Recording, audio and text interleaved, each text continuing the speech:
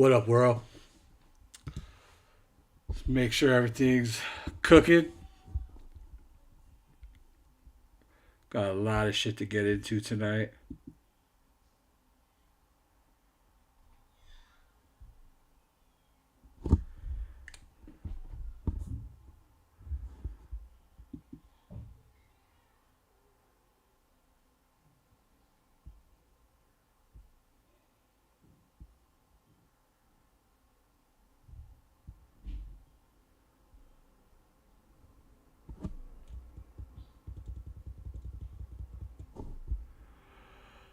Oh, man.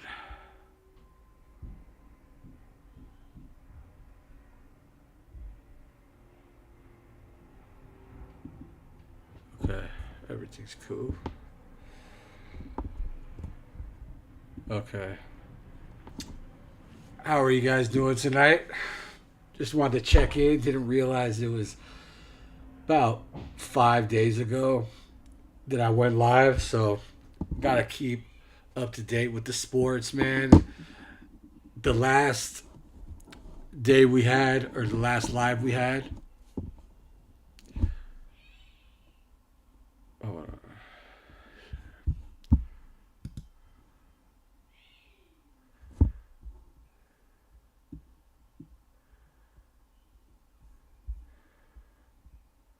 cross connecting here.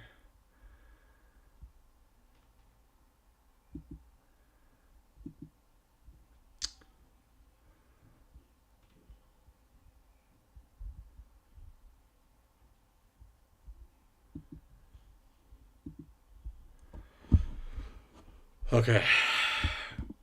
Let me just double check this crap again. Sorry about that. Cross connecting here. Okay. So I am the sports junkie, checking back in. And the last live I had kind of seemed like there was no stories. And then 5 days later, the stories are just trickling in. So, you know, let's get into it. Make sure before we get into it, if you are not subscribed, please subscribe to my channel. Help me out. If you're into sports, this is the place to be. So, yeah, definitely subscribe to the channel, The Sports Junkie.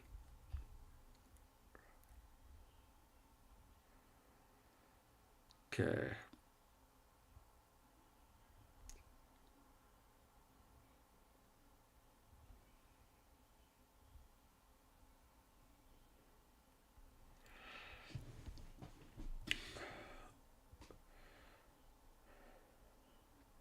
Took a couple screenshots here.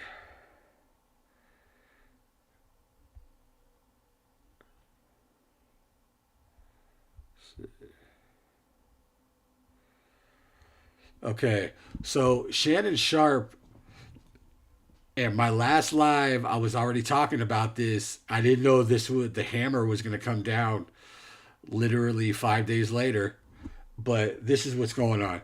Shannon Sharpe got fired, got let go, cut ties from ESPN, which I think is a little shady. But it it is what it is.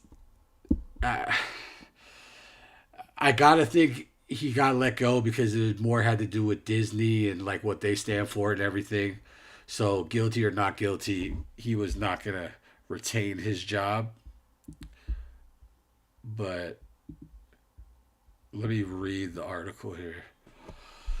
Okay, so the on the air relationship between ESPN and Shannon Sharpe appears to be over less than 2 weeks after the Pro Football Hall of Fame tight end and media commentator settled a $50 million lawsuit related to the sexual assault and battery accusations by an ex girlfriend. See, I think they be throwing that $50 million lawsuit in there. That's not what they settled for. So that's what she was suing for initially. But I I feel like they should be more upfront with that. But anyway, the network has decided to cut ties with Shannon Sharpe, according to a report from The Athletic on Wednesday, July 30th. Shannon Sharpe last appeared on ESPN in April, stepping away after the lawsuit was initially filed, but he publicly denied the allegations, calling it a shakedown, and maintained his innocence, with the accuser 100% consensual. Shannon, excuse me, lost my place. Shannon Sharpe said at the time he would return to ESPN airwaves when the NFL training camps began ahead of the 2025 season. Well, training camp has begun, and Shannon Sharpe got the axe. So, I just think that's really unfortunate because I know it's the outlook and everything, but it was a consensual relationship, and some people are freaks. There's nothing you could do about that. It's to each its own. Anybody's preference, as long as it's consensual and there's no, um, no actual, sexual misconduct. But it just looks like you can't even win, man. And they're already rumoring that Shannon Sharpe's going to sign with Barstool Sports, possibly for like 100 million. Which just like fuck it. I know ESPN is more exposure, but that's where a lot of these big podcasts. I know some hip hop podcasts like Gilly and Wallow, their podcast. They started on Barstool Sports, and they're probably one of the top three hip hop podcasts, in the world. You know, so but Shannon Sharpe, let's make no mistake, he will be fine. But it is rumored he's gonna go to Barstool Sports. I think it's just kind of shady how ESPN didn't stick with him. Like he basically settled because he wasn't doing anything wrong. So what exactly is he guilty of, and why shouldn't he get his job back? But I talked about that already last week, where I thought he should get his job back, but I don't know. It's just kind of messed up. But I mean, to Shannon Sharp's credit, he did set himself up pretty good with Shay Shay Media. Um, and his brand is booming. They wanted Shannon Sharpe because his brand was booming. He he's got Club Shay Shay. He's got Nightcap. Club Shay Shay alone would have kept him more than fed, especially with that viral Cat Williams interview. And he's still, through this whole lawsuit, he's been doing interviews on Club Shay Shay every night. He's still been doing Nightcap with Ocho Cinco. So he will be all right. But I just think it's kind of unfair because if he was able to go back to ESPN, I think he would have definitely took them up on that and resumed his responsibilities. But and then he released a statement today saying that can you just wait until Monday because my brother's going to be inducted into the Pro Football Hall of Fame, so I don't want anything being poisoning that accomplishment. And ESPN said, we'll see what we could do. It ain't Monday. What is it today? It's fucking is Wednesday. So they gave him one of those. But yeah, that's it's kind of crazy. But let's see.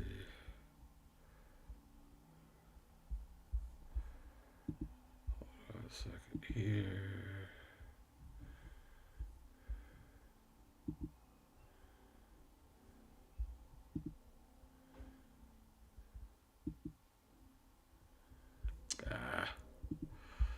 always something.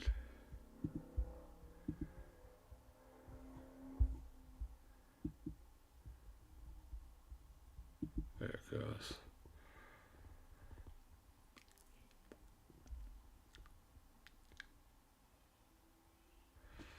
Okay.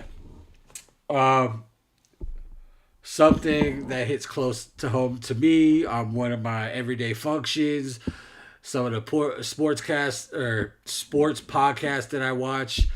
You got your couple of go tos that you always do. And the people you like hearing from and talking about their situations.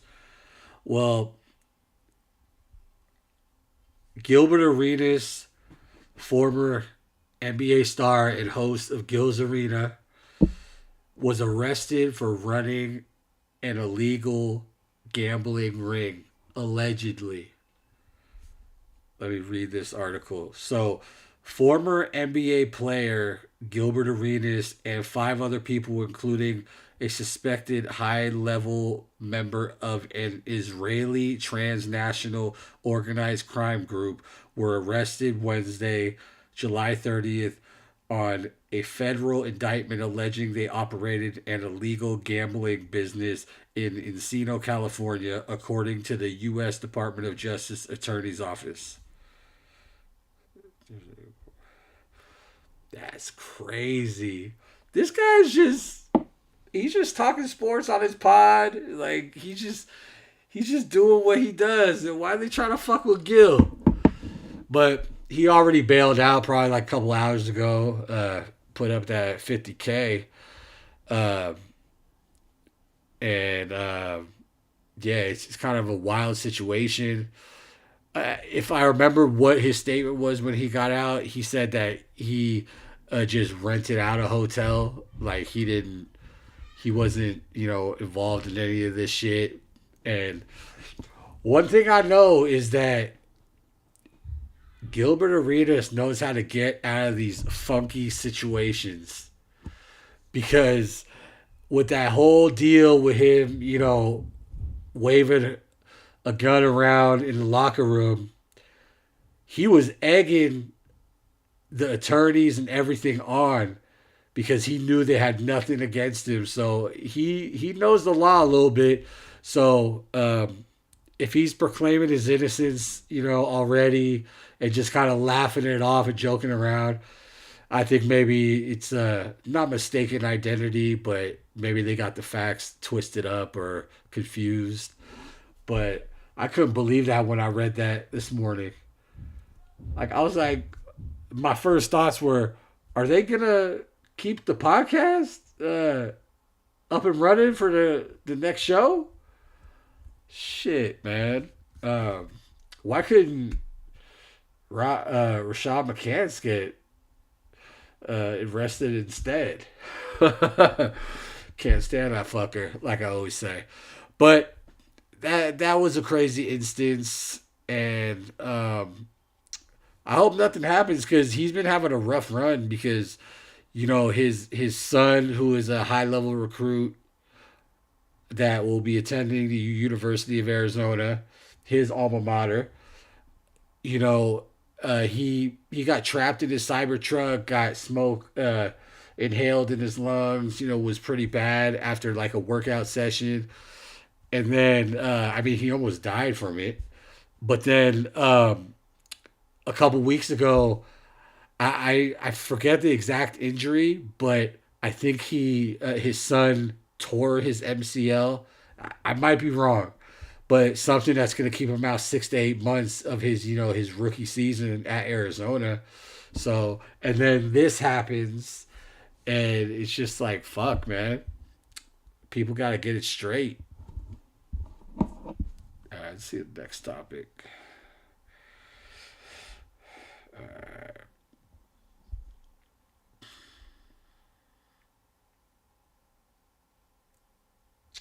All right, so just to bunch this together, um, Terry McLaurin and I forget his first name, but Hendrickson of the Cincinnati Bengals McLaurin of the Washington Commanders, they both held in this week, trying to just smooth things over so contracts can get done while they show up to camp, not holding out, causing distractions and everything. Um, while I think that might be cool as far as Terry McLaurin's situation, because he's a lifelong Commander slash Redskin, so like I really think they're gonna take care of him. And my opinion is just like, why didn't they take care of him before they traded for Debo? Like, I don't know all the ins and outs. Maybe they're trying to do some like hopscotch. You got to move these certain pieces to make it work, but I don't know why they didn't do that. But I have no doubts that the Commanders will lock up McLaurin. They need him to function that offense, or getting Debo was kind of worthless. So um, I think that will definitely iron itself out. But the Trey Hendrickson, I don't know about that. I don't know. I think he kind of looks kind of scared. He looks scared or cheap. And I'm no one to talk, but he looks scared or cheap that he's in camp because they were finding him $50,000 every day he missed in camp, and that shit adds up. But he's been so vocal about how I feel like I'm disrespected, and I want to trade. Um, I want more money. It's just kind of like, what was the whole point of being vocal and doing all this shit? Like, Cincinnati Bengals are kind of, they took care of who they want to take care of, and they kind of were making it look like they don't value you that much. So I don't know. I think McLaurin was right, but I think Trey, if he's making a stand as far as him being with the Bengals, I don't think it works in his favor.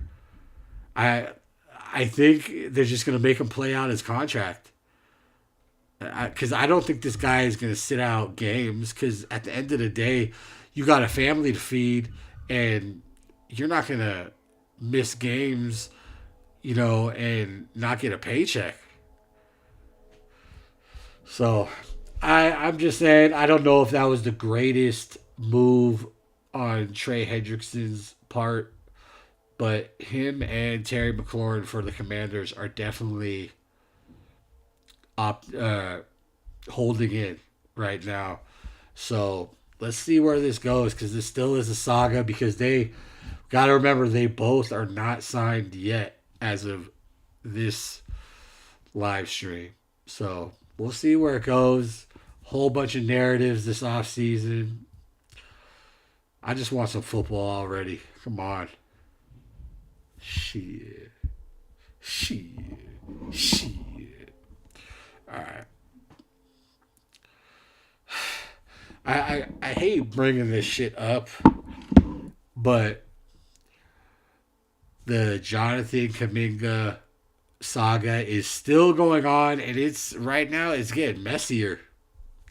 It's getting really messy, and this is shit that I didn't want to deal with as a Warriors fan, because I could just see him holding strong to his, you know, that I'm stunting my growth, and I want to be a star. I want to be an all star. Blah blah blah, and I respect uh, his ambition, but it's getting messy now. So the Warriors offered the qualifying offer, which I think was just slightly below $8 million a year, and then we offered 2 year $45 million, which I think is like 22 and a half per, which is like, that would kind of be where I think that's honestly where he's at with that money.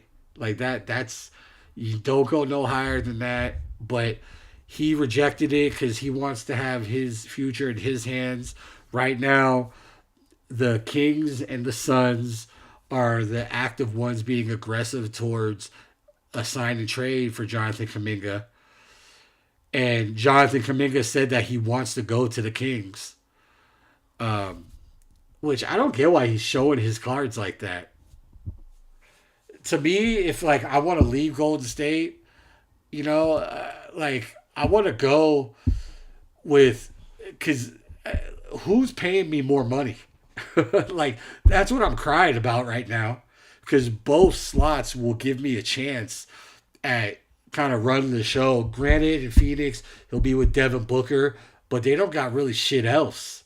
What the next guy is probably what Dylan Brooks. Okay, you're better than Dylan Brooks, so you're the number two already, and they need you. They would need you there. But as far as going to the Kings, it would be like him, Sabonis, Keegan Murray, and stuff. Like that's pretty decent, but I guess that's where he wants to be. I'm thinking it's more closer for a direct move or something, but that's just me thinking. If I had millions, I mean, I guess it wouldn't fucking matter. But these teams are willing to give him what he wants, and I just it's like get it done already. Like Warriors need to make moves, and we what's it called? It's kind of us keeping the stalemate going too, meaning us, meaning the Warriors, because we want to get something decent back for him, and right now we don't like anything that we see.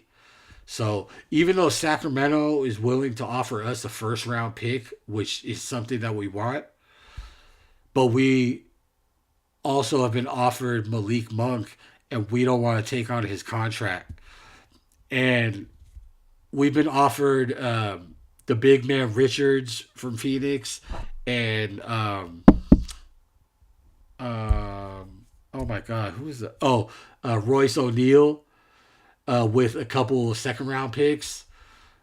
So probably the second round picks they got from Houston for the KD trade, but so apparently we don't want that. So it's just like, what are we gonna do? And now like we tried to offer like a team option in the contract. We're trying to re-sign for the time being for Kaminga, and he doesn't want that because he wants to control his future. So it's like you want to stay or you want to go. Like you're not gonna get everything you want. Like to me, the smartest move where we're at right now for both parties is Kaminga needs to sign that qualifying offer. January, we'll get you the fuck out of here, and let's get this shit over with because the Warriors need to make a few transactions and get this off season underway. It's just I'm just extra bitter as a Warriors fan because he's the thing in the way for us to kind of get shit going, and we're not going to do anything until he's taken care of or gets the boot. So I don't know. It's just it's frustrating. It's real frustrating. But okay, let me try to see if there's any other topics. Okay. YouTube. Make sure go check out my videos. I got a good video about Mark Jackson and why he's blackballed from the league. Make sure you go check that out. Like, comment, and subscribe. And we've been talking about football. Make sure you go check out my video about is Micah Parsons leaving the Dallas Cowboys. Check that out. Give it a like, comment, subscribe. You know the deal. All right. Yeah, crap. Yeah, just looking at stuff. It says Kaminga contract standoff right now. Fucking horseshit. What else we got? Oh, okay, so I think I talked about this the last one, but uh, with Luca, they're saying he's ashamed of showing like he got the men's health cover. Right now, like as they got eliminated by Minnesota, I still have him in like the top 4 or 5 spots. But if Luca is in shape, they're gonna be fucking scary. They're gonna be fucking scary. I hate saying that. Okay, let's see. Jesus.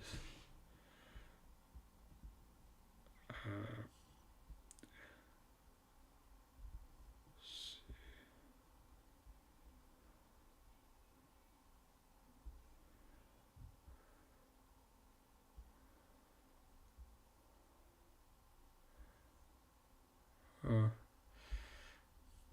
all right. Let's see.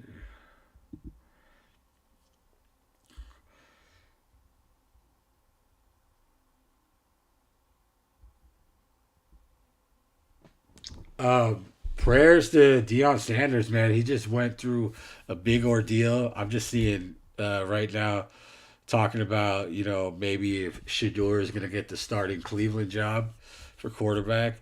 But yeah, man, Dion removed his bladder because he had a tumor in there, and um, it's just sad. I'm glad he's cancer free now, and um, I think the biggest surprise of that though, when people saw Carucci in the doctor's office or the recovery room, I never knew they went together, but apparently they do. It has not been confirmed or denied. But I was like, what the fuck are you doing in there? But I'm glad Dion's doing good. He is great for college football, just good for football in general, and we need him around. And then just to split off what I was talking about, Shador Sanders, there's a possibility he might get the starting job in Cleveland because Kenny Pickett's went down. I don't know how long he's out, but I don't think it's like that crazy. But why not give it to him? Like, just for the fact that, you know, the equivalent of him at Colorado the last 2 years has been like him being on the Cowboys or something, like spotlight in your face all the fucking time. You can see that he can handle pressure. So why not see how he does? Give him a quarter or two to get his feet under him and just let him like go out there. And if you don't like what you see, then take him out, put the other guy in, and then maybe ride with the other guy. Because I don't even know if Deshaun Watson is coming back anytime soon. This guy's injured as fuck over there getting married and shit. So, yeah, I don't know.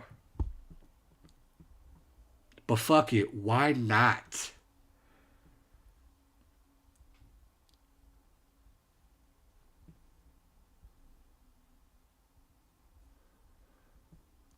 Uh,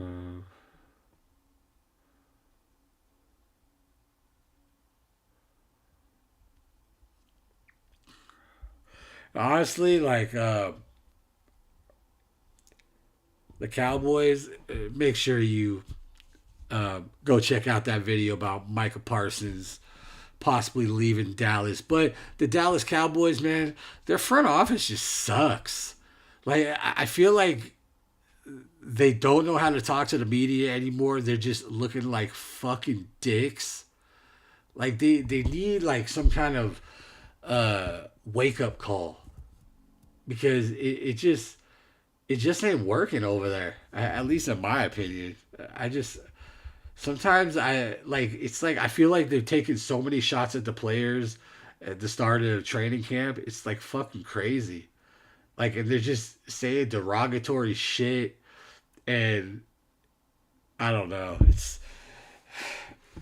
It just seems like a Cancerville over there. Like I don't know. It just all people that got big contracts that are unproven.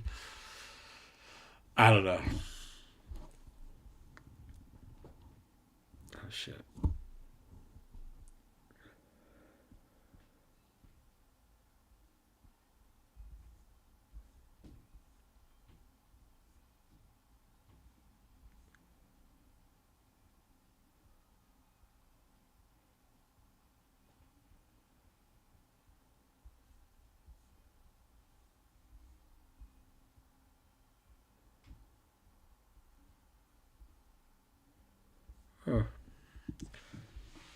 Trying to find some.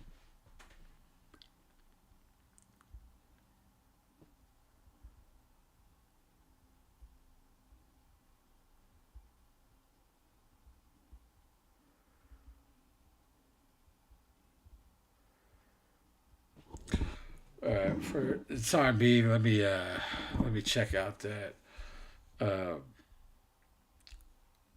Bleacher Report.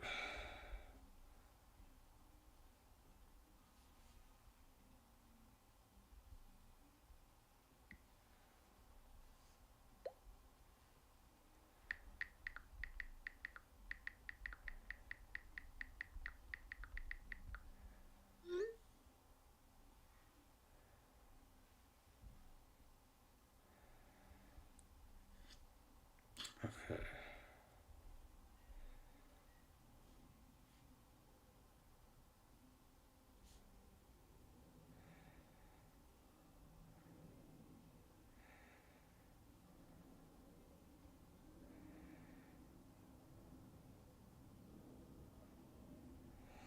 Well, my San Francisco Giants. I'm just gonna be honest. The past 2 or 3 years, I just baseball hasn't been doing it for me, and maybe that's my fault to where I got to get back in it. But it seems like the San Francisco Giants right now, it's like we're having like a quiet fire sale or something. Uh, we just traded. I believe his name is Rogers. I forget. Like, uh, but still, like we made a trade today, offloaded a pitcher, and then it comes out that I mean, since the big trade for Devers, man, we fucking have the worst record in the league, and then um, now we're putting it out that we might be open to trading Justin Verlander. Granted, he's old as fuck, but like, why are we so open to this shit? Aren't we in contention? Are we gonna bring up some people from the farm system? Like let us know. Like it just kind of seems like we thought we were in contention, and now we're like, we're not gonna make it. Let's save face and get these fuckers out of here. So I don't know. I don't know. Seems shady. Let's see.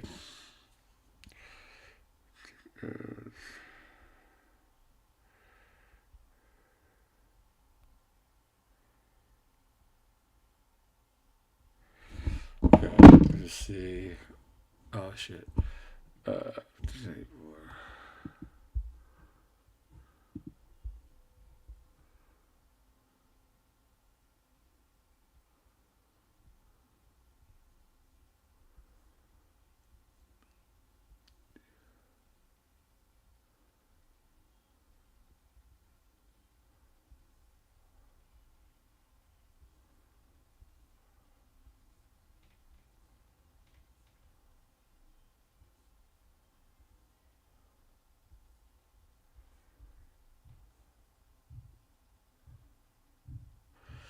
oh, I think I'm gonna review um, the new Netflix series. Um, it's called like Unreal or some shit about the WWE. I've watched like the first 2 episodes, and it's pretty good. They show you the behind the scenes shit. Like there's like one thing, like there's one point that I was like, oh, I did not know that. Like this dude Abyss that used to like wrestle in TNA, who I don't know why we didn't end up signing him because he came over and then we ended up not having a spot for him. I say we a lot, whatever, for the WWE, but um, he's like the match controller. Like he has to through an earpiece, he has to tell the ref, okay, match is over, get them the fuck out of there, lift them up, like do all that to like get them the hell out of there so the next match could happen, or oh, okay, he's got to do his finishing move now. The timer's on. Come on. And I'm like, holy shit, man. That's to me a pressure fucking situation, and then you got like Triple H fucking staring at your ass. So yeah, there's a lot of behind the scenes stuff that you don't know that it's kind of cool to be like enlightened on. But yeah, they got Roman in there. They got Cody Rhodes. They got like Chelsea Green, Rhea Ripley, Bianca Belair. They got all the top people in there. CM Punk, like so. I really like it so far. It's about 5 episodes, so like halfway done. But I think I'm gonna review that and drop it on here. So that's a recommendation. Check that out because it's a pretty good series.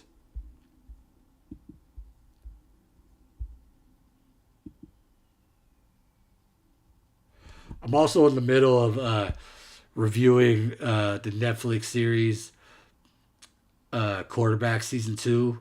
If you have not, I've released one video.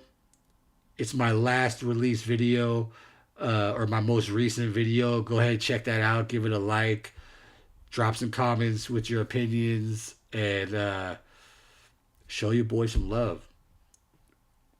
Um, but yeah, okay. So on to the next one.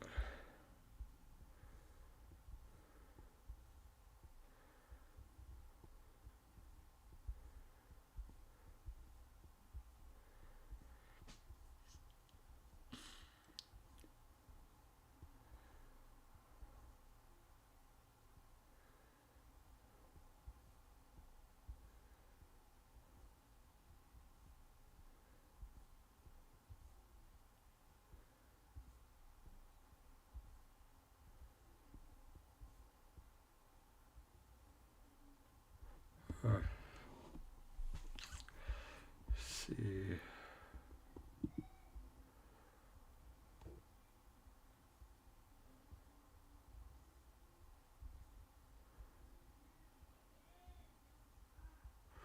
I like how they're saying today that they're releasing the power rankings for the NBA, and they're saying that it's gonna take some time for KD to mesh in in Houston. I like that because people just don't get it. Like, you gotta give. You can't just go, oh yeah, first game of the season, you gotta win by 40, or they're gonna be like 30-0 or whatever. Teams gotta mesh together because if you look at it, like KD has to go and like prove himself to those guys because they're a scrappy little team. So like he's got to find his way and fit in with those guys, and then they got a legend on their team now, so they got to get in where they fit in, around him. So and Adoka is he's tough, so um, I'm glad that some people are coming around saying that it's gonna take some time. It's gonna take some time. So maybe that will give the Warriors some chances to get some victories, but um, I think it's kind of hard to predict the NBA next year. Um, 'Cause it's just so stacked. It's just I like I am an old head and I'm always will talk about MJ and everything, but I don't remember a tougher time in the NBA than like going into this season. Like it kind of reminds me of the old days, like where you had all those legends like MJ, Barkley, Shaq. Like just every day there was someone to fucking run into, and that's what it kind of feels like right now. So it's kind of hard to predict anything in this NBA season. And the main prediction that they have right now is that OKC is gonna repeat. No one can fuck with them, and I'm like, Denver took them to 7, so someone could fuck with them. So sometimes the media like gives the top team too much fucking credit. To me, I kind of feel like it was a miracle that OKC won. That's just me. Don't call me a hater. Call me a realist. So, but okay. Have a good night, world. I will get out of your hair. Okay. Thank you for tuning in. I see all you guys on there. And just make sure go on my videos, like, comment, subscribe, like this live, comment on this live. Once it's published, make sure you subscribe to the channel. I would love to have any of you, be members, and we could shoot the shit about sports. And yeah, definitely like, comment, subscribe all my videos, and subscribe to my channel. So it's your boy signing out.